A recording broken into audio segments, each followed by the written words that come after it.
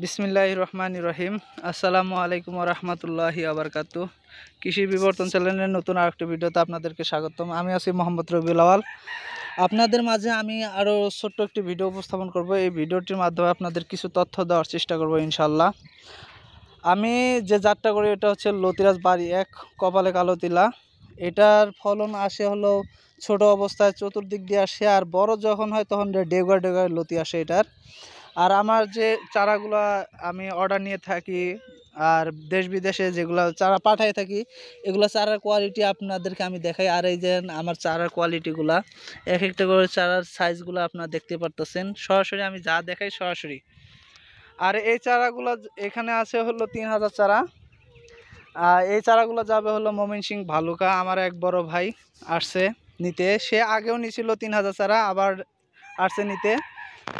তা আমি আপনাদেরকে তার সাথেই আমি সরাসরি আপনাদেরকে সব কিছু শোনাবো যে সে কি কতটুকু চাষবাস করতেছে আর কতটুকু তার আশা আছে।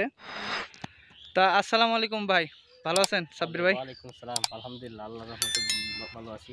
ভাই আপনি কতটুকু জমি থেকে শুরু করছেন চাষবাস? আমি প্রথম শুরু করছি 8% জমি থেকে। এখন আমার জি প্রায় 2 বিঘা জমি, 70% মতো জমি 70 রানিং।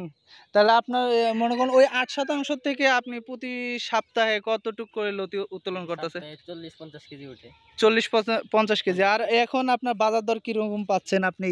এখন প্রায় বাজার দর 50 টাকা কেজি। 50 টাকা কেজি, 50 টাকা পাইকারি বাইরেছে। পাইকারি। আর আমিও আজকে বাইপিল আড়তে গেছিলাম, ওখানেও 55 থেকে 60 টাকা পাইকারি ছিল লতির বাজার। আর হচ্ছে হলো যেটা একটু ছোট মনে করেন দেখতে সুন্দর, ওটা গেছে হলো 70 টাকা পাইকারি। আর আপনারা যারা চাষবাস করতে চান অবশ্যই আমাদের সাথে যোগাযোগ করবেন। আমাদের সাথে যোগাযোগ করে চারা সংগ্রহ করতে পারবেন এবং বিভিন্ন রকমের পরামর্শও নিতে পারবেন। আর হচ্ছে হলো যে ভাই আপনার মনে করেন এখানে যে লসের কোনো সম্ভাবনা আছে কিনা? আপনি লসের কোনো সম্ভাবনা নাই। অন্য ক্ষেত্রে যেমন কৃষি কাজ করলে লসের সম্ভাবনা থাকে, কিন্তু কচু চাষ করলে কোনো লসের সম্ভাবনা নেই। এটাই আমি আপনাদেরকে বোঝাচ্ছি যে ভাই আসছে, যে ভাই চাষবাস করে। ভাই তো হাফেজ সাহেব না ভাই? আমার ভাই হাফেজ সাহেব, হাফেজ করতে মাদ্রাসায় লেখাপড়া পড়াইতেন না কি? এই পর্যন্ত আর পড়ান নাই। তারপরে সে কৃষিকাজে যুক্ত হয়েছে, তার এটা ভালো লাগছে। তার জন্য দোয়া করবেন। আর যারা এই চাষবাস করতে চান, আর আপনাদেরকে আরেকটা কথা বলে দেই, এই যে অনেকে বলে যে লতি চাষ করার উপযুক্ত সময়। আপনার যে উপযুক্ত সময়টা হচ্ছে কি, আপনি লতি সারা বছর যে কোনো সময় লাগাইতে পারবেন, কিন্তু উপযুক্ত সময় হচ্ছে আপনার 2টা সময় করবেন। এই সময়টা আপনি যদি চাষবাস করেন, এটা হচ্ছে জুলাই মাস না, জুন জুলাই। এই জুন জুলাই মাসে যদি আপনারা চাষবাস করেন তাহলে আপনার সারা বছর আপনি লতাটা হারভেস্ট করতে পারবেন। আর পরবর্তী যে গরম শীতটা বের হয়ে যে মানে গরমের যে সিজনটা, প্রথম আগাম সিজনটা আপনি পাবেন।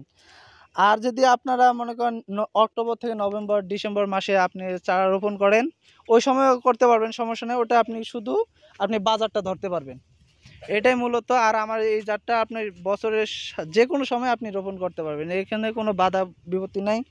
আর এই জাতটা আপনার বাংলাদেশের অন্য অন্য জাত যদি মনে করেন 6 মাস লতির ফলন দেয়, এটা আমরা সারা বছরই দিয়ে থাকে। বুঝতে পারছেন?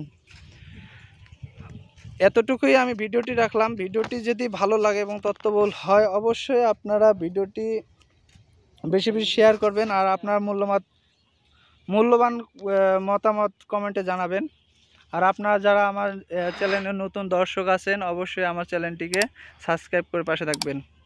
আসসালামু আলাইকুম ওয়া রাহমাতুল্লাহি ওয়া বারাকাতুহু।